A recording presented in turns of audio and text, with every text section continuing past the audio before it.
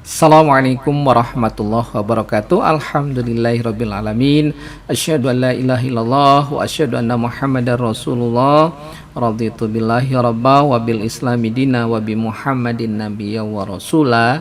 Rabbi syrah li sadri wa yassir li amri wahlul 'uqdatam min lisani yafqahu qawli. Alhamdulillah, amat senang sekali berjumpa dengan Anda di mana saja Anda berada.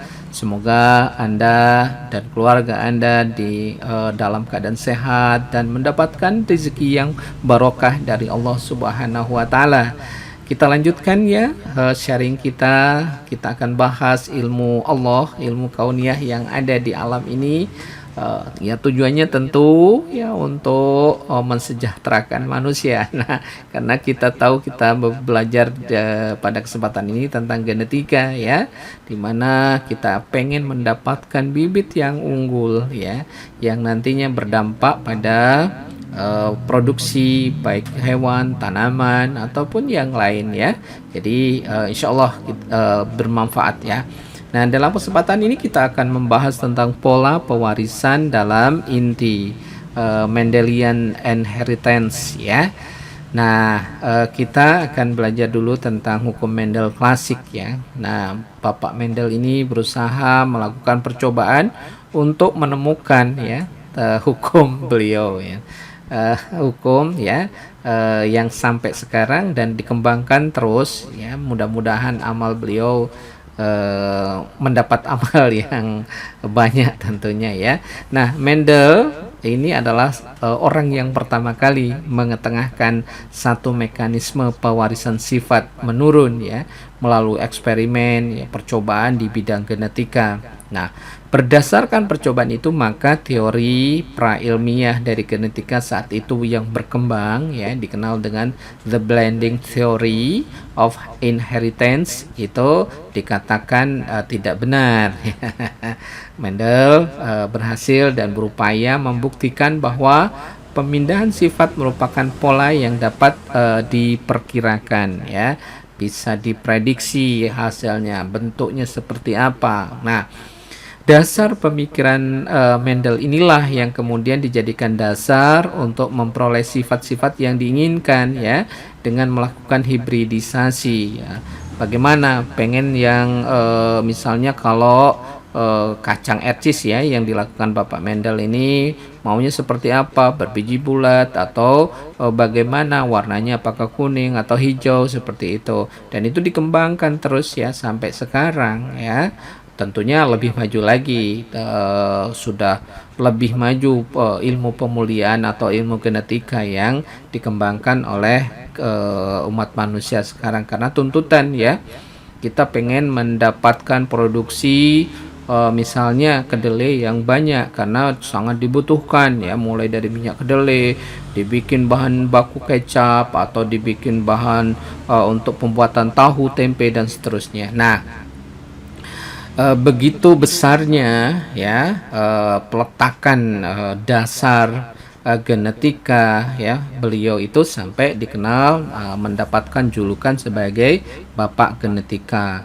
Walaupun pada saat ini perkembangan genetika ini tidak hanya membahas faktor-faktor tentang keturunan saja, sudah berkembang ya bagaimana mengembangkan ya ilmu genetika itu yang ke hal-hal yang mungkin tidak hanya masalah keturunan saja ya. Oke. Nah, pada percobaan persilangan satu sifat ya, Mendel menyilangkan tanaman ercis berbiji bulat ya, dengan ercis yang berbiji keriput. Seluruh turunan pertama F1 yang muncul adalah berbiji bulat ya. Kemudian memperhatikan ciri bentuk biji pada F1, tampak bahwa ciri bentuk biji keriput tertutup oleh ciri bentuk biji bulat ya. Nah, ciri bentuk biji bulat menang terhadap yang keriput ya. Semua ciri yang tampak pada F1 itu oleh Mendel disebut sebagai ciri yang dominan ya. Sedangkan ciri yang tidak tampak beliau menyebutnya sebagai resesif ya.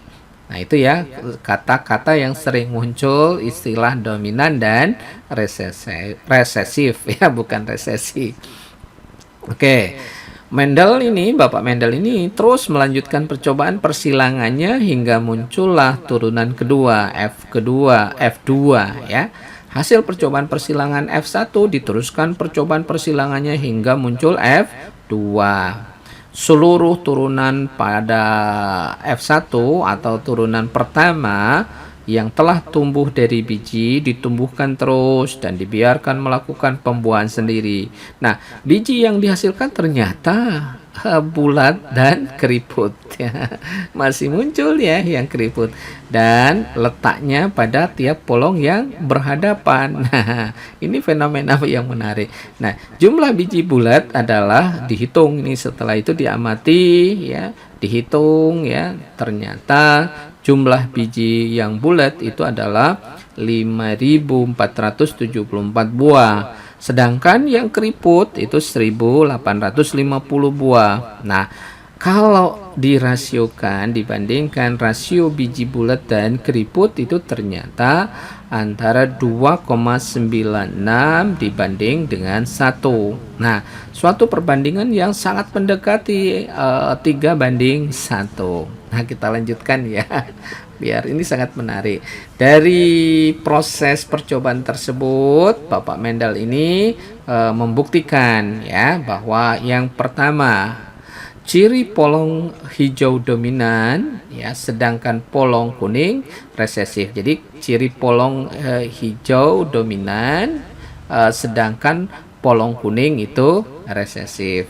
Kemudian yang kedua, ciri polong menggembung dominan, sedangkan polong tidak menggembung alias keriput itu resesif ya. Nah, yang ketiga, ciri batang tinggi dominan, sedangkan batang rendah itu resesif. Sementara yang berikutnya adalah ciri bunga aksial dominan, sedangkan bunga terminal itu resesif. Selanjutnya ya, yang E ini ciri kulit biji abu-abu dominan, sedangkan ciri kulit biji putih itu resesif. Kemudian selanjutnya di ini ya, kesimpulan beliau ini ya, ciri biji kuning dominan, sedangkan biji hijau itu adalah resesif. Oke, kita lanjutkan biar bisa kita pahami bersama. Hingga munculnya F2 ya, keturunan yang kedua, belum diketahui apakah kedua macam ciri tersebut sudah merupakan galur murni atau galur yang homozigot. Nah, Mendel ingin menguji terus ya. Ini adalah sangat menarik ya. Apakah biji bulat sudah merupakan galur murni? Demikian pula halnya dengan berbiji keriput tadi. Maka biji bulat maupun biji keriput itu ditanam kembali sama Bapak Mendel ini. Pengen tahu apa nanti hasilnya. Dan setelah tumbuh serta berkembang, dibiarkan dia melakukan pembuahan sendiri. Nah, baru diamati biji-biji yang dihasilkan oleh pembuahan sendiri itu, selanjutnya diamati, diperiksa ya. Ternyata biji keriput itu tumbuh, berkembang dan menghasilkan tanaman ercis yang berbiji bulat dan keriput. Nah, ini fenomenanya ya. Walaupun berasal dari biji yang keriput, ternyata dihasilkan ercis yang berbiji bulat dan keriput. Nah, rinciannya ya, beliau ini gambarkan adalah ternyata sepertiga itu biji bulat tumbuh, berkembang dan menghasilkan tanaman ercis yang seluruh bijinya itu bulat. Sedangkan sekitar 2/3 biji bulat tumbuh ya, berkembang dan menghasilkan 3/4 tanaman ercis berbiji bulat serta 1/4 yang berbiji keriput. Itulah fenomenanya setelah dicoba kembali sama Bapak Mendel ini ya. Kemudian dari hasil itu selanjutnya terbukti bahwa biji ercis yang keriput pada F2 itu adalah 1/4 bagian sudah merupakan galur murni. Sedangkan biji bulat ya 3/4 bagian bukan merupakan galur murni. Ini Ada hal yang menarik lagi.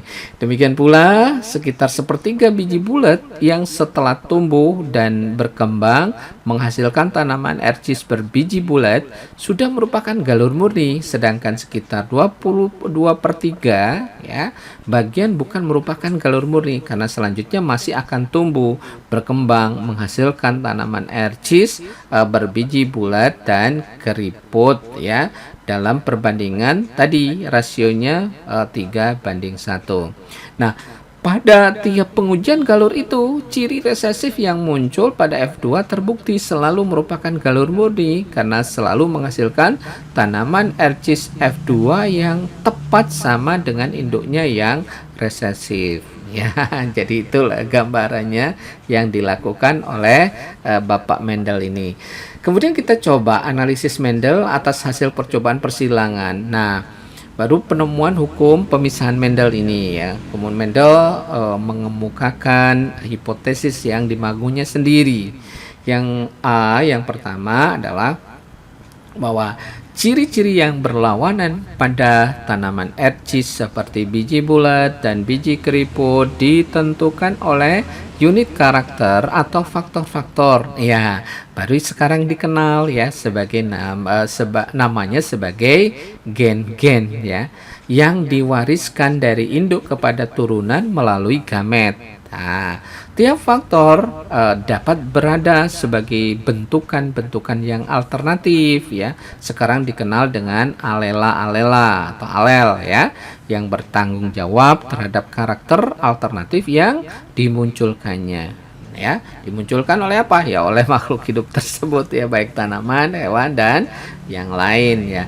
Untuk tiap karakter ya, tiap tanaman ercis harus mempunyai 2 faktor. Satu faktor diwarisi dari induk yang jantan, sedangkan yang lainnya dari induk yang betina ya. Jadi itu.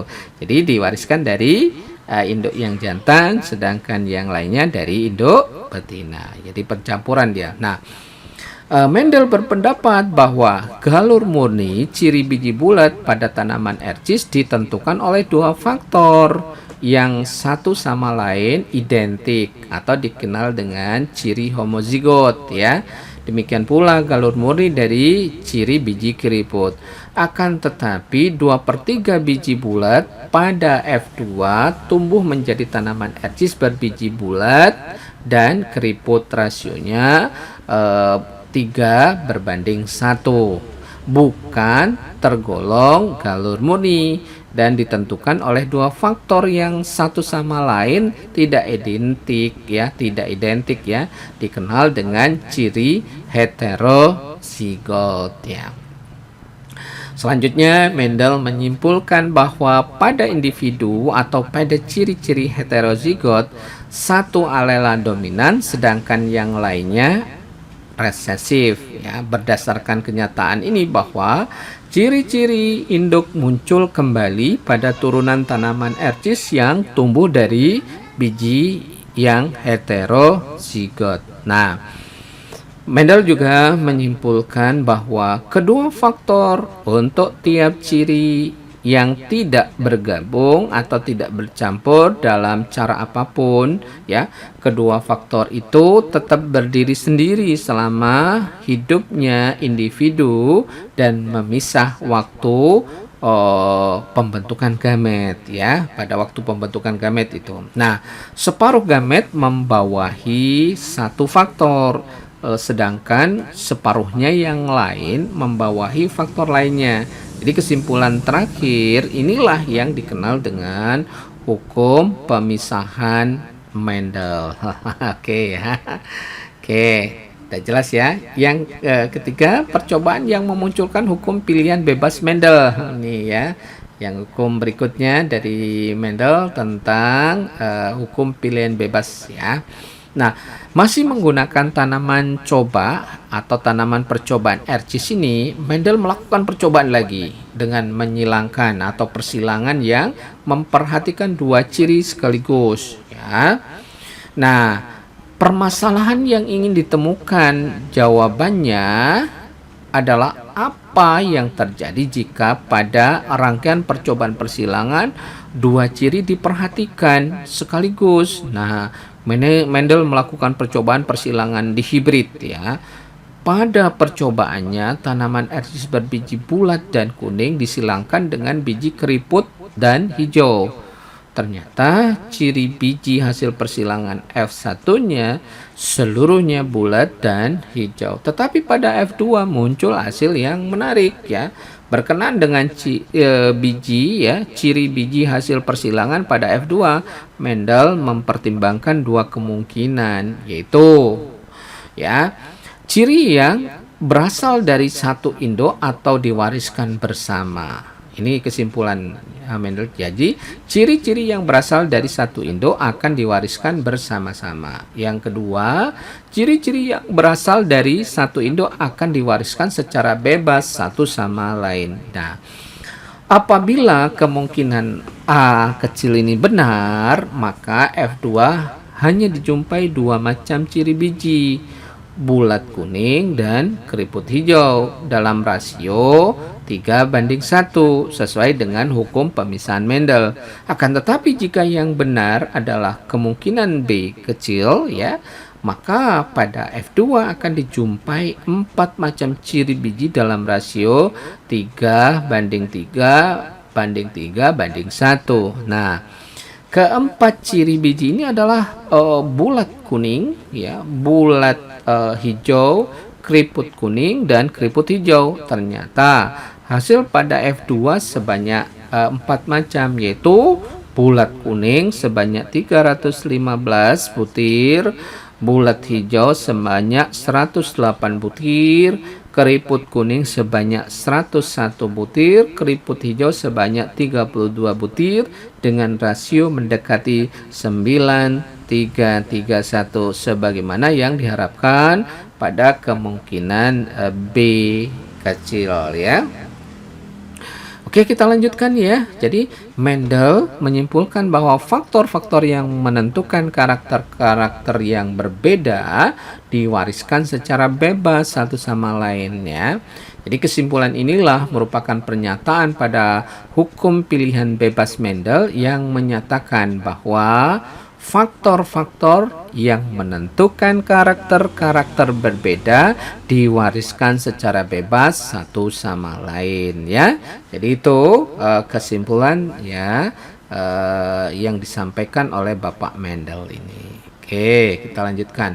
Nah, sekarang konsepsi dasar Mendel, pemisahan Mendel dan hukum pilihan bebas Mendel mula-mulanya seperti apa. Nah, Mendel mempunyai pandangan tentang kerja atau tanggung jawab dari faktor. Sebuah faktor atau unit karakter menentukan atau mengontrol sebuah karakter. Mendel berpendapat bahwa satu gen tunggal ya bertanggung jawab terhadap satu sifat. Nah, Mendel juga mengemukakan bahwa tiap faktor itu berdiri sendiri. Hal ini berarti bahwa pasangan-pasangan ini memisah dan melakukan pilihan bebas ya selama pembentukan gamet ya, random dia. Jadi dibayangkan selalu berlangsung dalam keadaan bebas, random, berdiri sendiri satu sama lain. Dengan demikian hukum pemisahan Mendel dan hukum pilihan bebas Mendel mula-mula adalah tiap faktor atau pasangan faktor bebas berdiri sendiri satu sama lain. Nah, gambar di bawah ini mempermudah pemahaman terhadap makna hukum Mendel 1 dan hukum Mendel 2 yang mula-mula. Ini ada gambaran A, B kapital ya, kemudian A, B, C kecil dan seterusnya. Ini A, B besar, A kecil, B besar, C besar dan seterusnya ya, sampai ini adalah kombinasinya. Nah, bagan pemisahan faktor pilihan bebas berdasarkan pandangan bahwa tiap faktor berdiri sendiri satu sama lain. Jadi A besar, A kecil, B besar, B kecil ya, C besar, C kecil adalah simbol faktor. Pasangan faktor sengaja dirancang yang dominan dan resesif. Nah, itu ya Oke, kita lanjutkan. Kemudian kita evaluasi terhadap hukum Mendel ini. Hukum Mendel 1 dan 2 disebut sebagai hukum Mendel klasik ya. Pembahasan konsep Mendel masa kini dijelaskan dengan memperhatikan kaitannya dengan konsep lainnya. Jadi pembahasan Mendel yang dikaitkan dengan konsep lainnya dapat membentuk pemahaman konsep yang benar tentang genetika Mendel. Nah, kita perlu penjelasan konsepsi Mendel ini dari hukum yang mula-mula dan temuan yang sesudahnya. Jadi yang namanya ilmu itu berproses terus, berkembang terus ya, semakin maju dengan segala macam ditemukannya peralatan untuk mengamati ya. Kemudian ada beberapa konsep yang perlu direvisi. Hukum Mendel seharusnya dipilah menjadi 2 versi.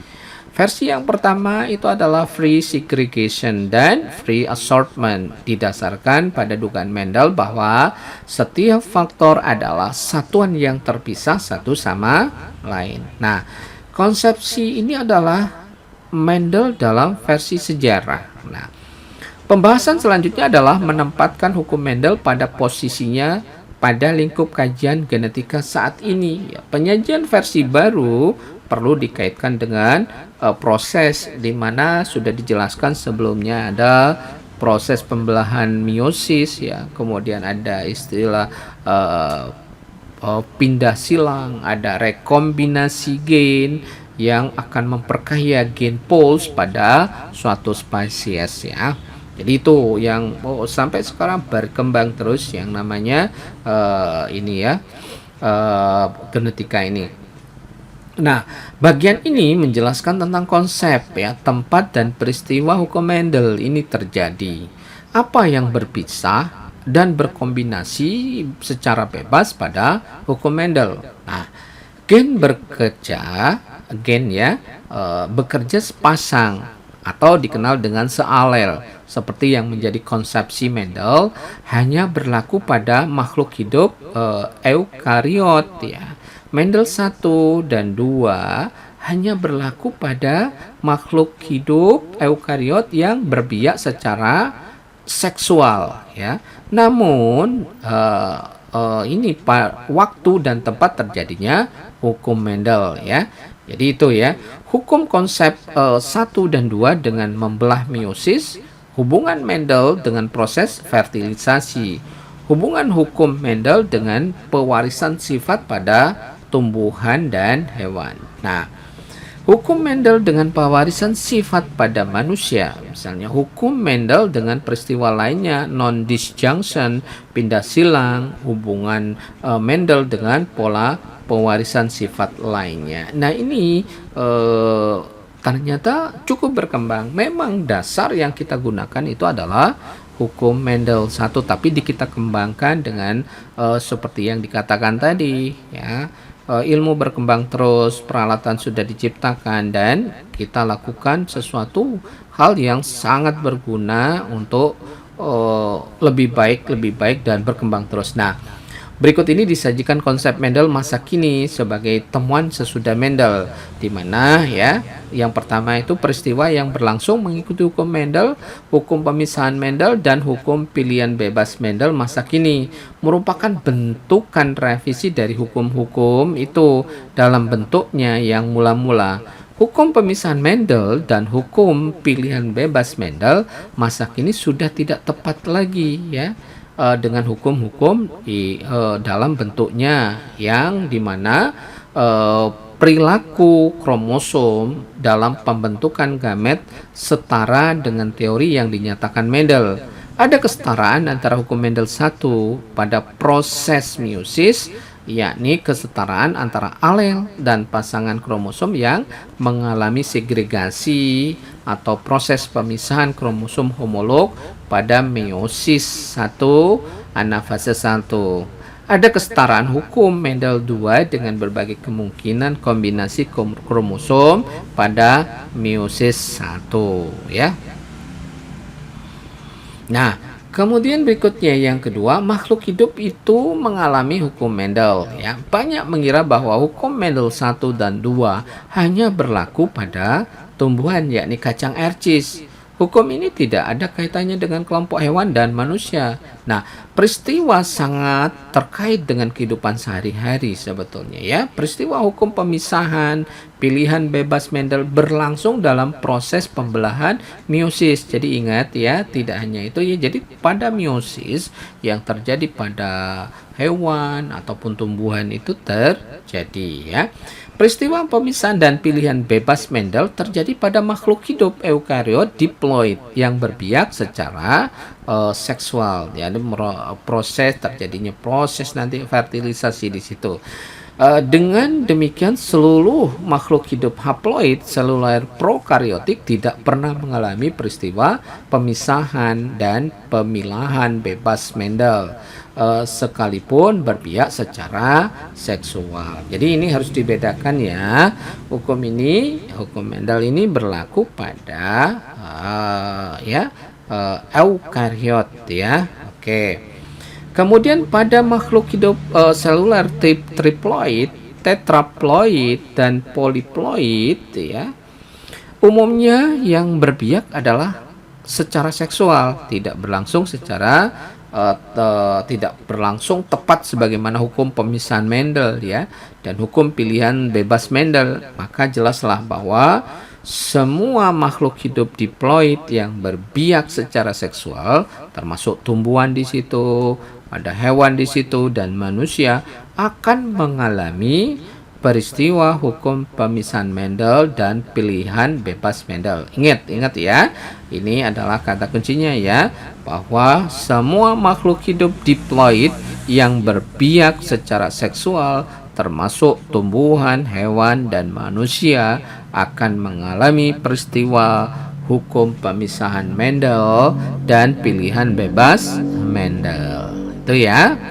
Kemudian peristiwa hukum pemisahan dan pilihan bebas ini ya dari Mendel ini pada jamur itu berlangsung di sporangium ya. Jadi pada jamur itu terjadi pada sporangiumnya. Nah, sel mengalami yang akan mengalami adalah zigospora. Zigospora itu yang mengalami proses meiosis ya. Nah, hukum pemisahan pilihan bebas Mendel pada ganggang seperti Chlamydomonas dan Spirogyra ya berlangsung juga pada zigot yang sedang mengalami pematangan. Kemudian ganggang perang seperti Ectocarpus mengalami Mendel 1 dan 2 di dalam sporangium juga. Nah, sel yang mengalami peristiwa itu adalah zoospora diploid. Nah, di kalangan ganggang perang, tidak semua peristiwa itu berlangsung di dalam spongariumnya, ya. Sementara pada ganggang laminaria mengalami di permukaan sporofitnya dan fokus pada ujung cabang sporofit yang menggembung. Laminaria hukum ini terjadi pada sekelompok sel di permukaan sporofit yang sedang mengalami meiosis. Fokus hukum ini terjadi pada sel-sel yang terdapat di dinding dalam ujung cabang yang menggembung yang sedang mengalami meiosis. Itu fenomenanya ya. Jadi harus dibedakan pada ganggang laminaria seperti apa ya. Kemudian pada beberapa tumbuhan yang lain ya. Nah, sekarang ya hukum pemisahan dan pilihan bebas Mendel pada berbagai jenis lumutan ya. Peristiwanya berlangsung di dalam sporangiumnya. Tempat berlangsungnya di sel induk spora. Nah, hukum 1 dan 2 Mendel pada paku-pakuan ya. Pada paku-pakuan itu berlangsung di dalam sporangium, tempat di mana berlangsungnya di sel induk spora yaitu mikrospora dan megaspora. Selanjutnya adalah hukum pemisahan dan pilihan bebas Mendel pada tumbuhan berbiji terbuka dan tertutup. Peristiwa berlangsung di mikrosporangia dan megasporangianya. Nah, pada tumbuhan berbiji terbuka mikrosporangia terdapat pada Strobilus jantan. Sementara megasporangia atau ovulus terdapat pada Strobilus betinanya. Nah, Sementara ya pada tumbuhan berbiji tertutup, mikrosporangia disebut sebagai antera kepala sari sebagai bagian dari benang sari. Kemudian megasporangia ovulus atau bakal biji merupakan bagian dari pistil atau putiknya. Jadi ini ya untuk tumbuhan yang biji-bijian seperti jagung, padi-padian ya.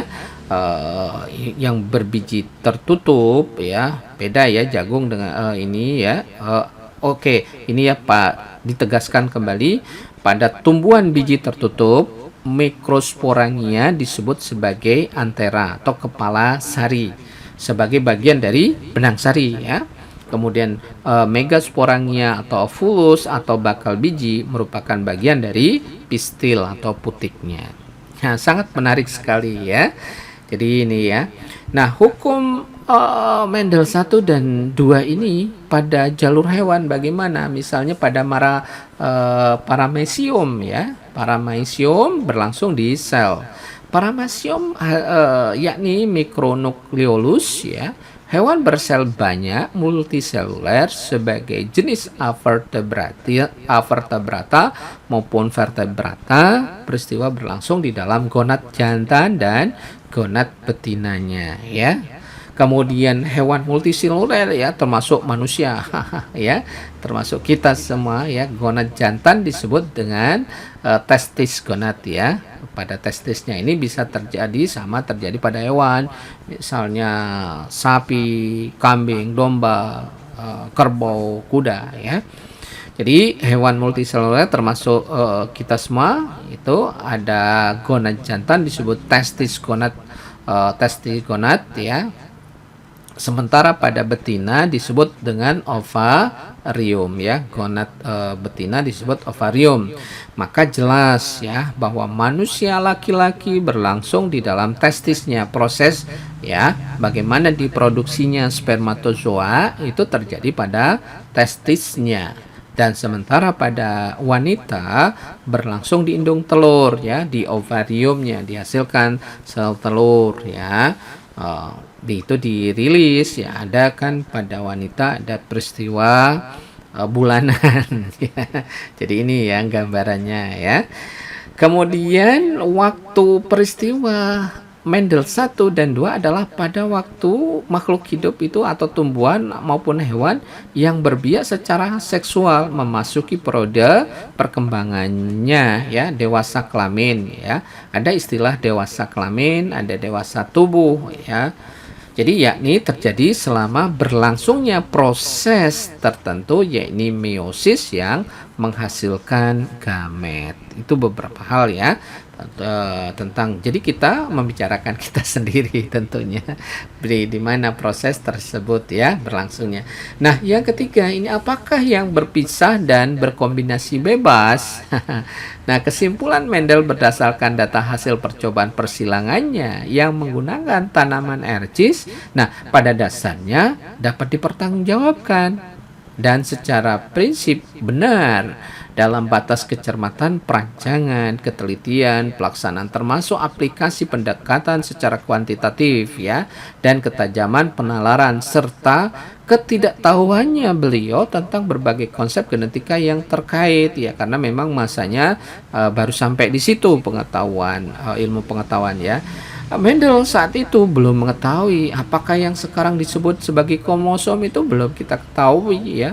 Kromosom ini diketahui sejak kita menemukan mikroskop atau mikroskop berkembang menjadi pembesaran lebih bagus ya, apalagi zaman sekarang sudah ada mikroskop elektron ya.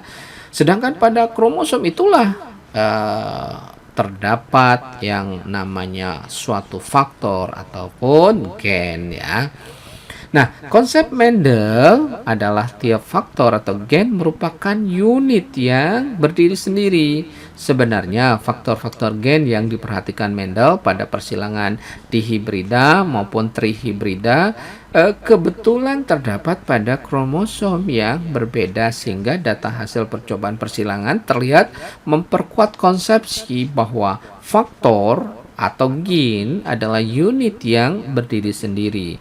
Namun, ya, seandainya faktor yang diperhatikan berada pada satu kromosom, tentu hasilnya tidak seperti itu. Ya, oke, kita lanjutkan lagi ya. Jadi, suatu kebetulan faktor-faktor yang diperhatikan oleh Mendel ini berada pada kromosom yang berbeda, sehingga pemisahan dan pemilihan bebas ya dapat terlihat dari hasil persilangan dan memperkuat konsepsi Mendel ya. Oleh karena itu, kesimpulan Mendel yang disebut sebagai hukum pemisahan Mendel dan hukum pilihan bebas ya.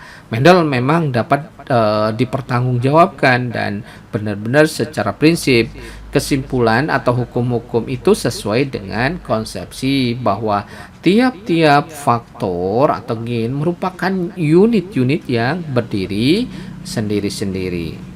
Hukum Mendel 1 adalah hukum pemisahan gen yang terangkai dalam kromosom saat meiosis ya, proses meiosis.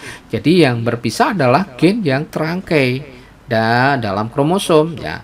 Mendel 2 adalah hukum kombinasi bebas adalah gen-gen yang terangkai dalam kromosom yang sehomolog selama terjadi proses meiosis.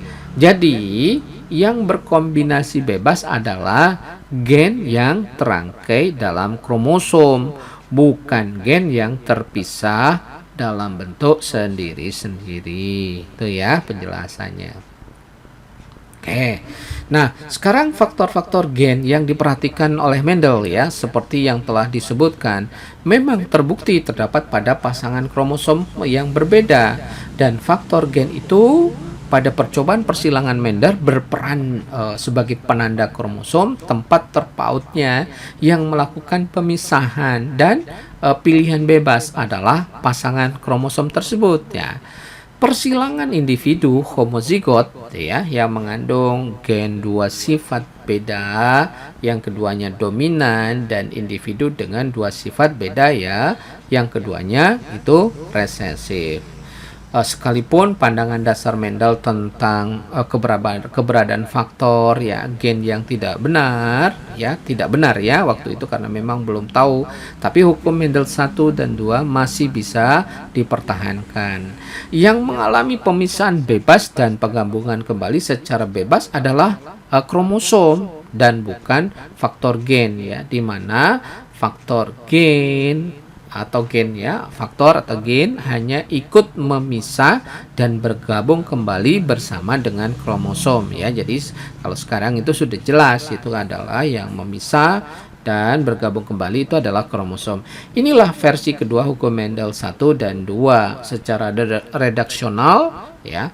Rumusan hukum pemisahan Mendel dan hukum pilihan bebas Mendel dapat dipertahankan tetap sama dengan rumusan yang mula-mula.